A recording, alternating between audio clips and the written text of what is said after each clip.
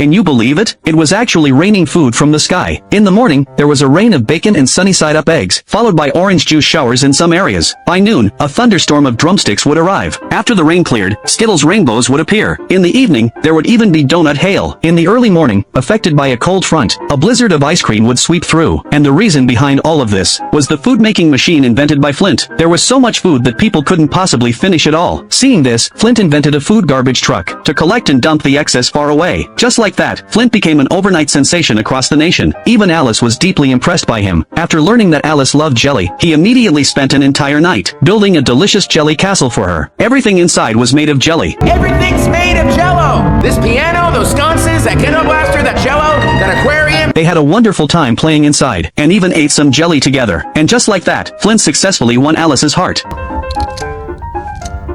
Whoa. What? Nothing. While Flint found love, his career also began to take off. The mayor recognized the business potential behind the food machine, and wanted to partner with Flint to turn the entire island into a food paradise. But when Flint told his father about the idea, his father didn't support him. In fact, he even wanted Flint to shut down the food machine, because he believed that raining food from the sky carried some unknown risks. To Flint, however, his father's worries were unnecessary. In the end, the two parted on unhappy terms. But on his way home, a giant hot dog suddenly landed right in front of Flint.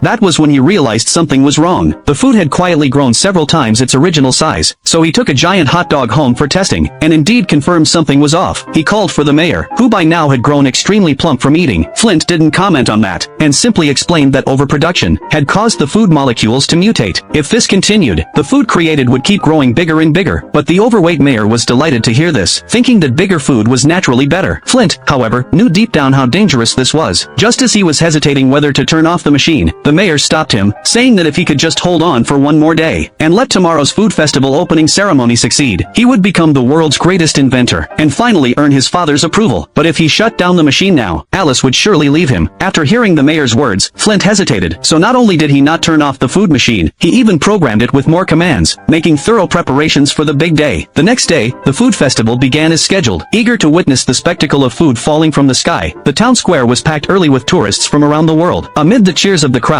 Flint made a grand entrance. He was completely swept up in this surreal glory. People presented him with golden scissors, cheering wildly. Just as Flint was about to cut the ribbon with the scissors, the surroundings suddenly began to change. He touched the air, tasted it, and realized even the air tasted sweet and sour. Then, not far away, a tornado made of spaghetti began swirling toward them at terrifying speed. People started fleeing in panic, but the food storm only grew worse. Giant watermelons smashed into the hospital. A giant pancake blanketed the school.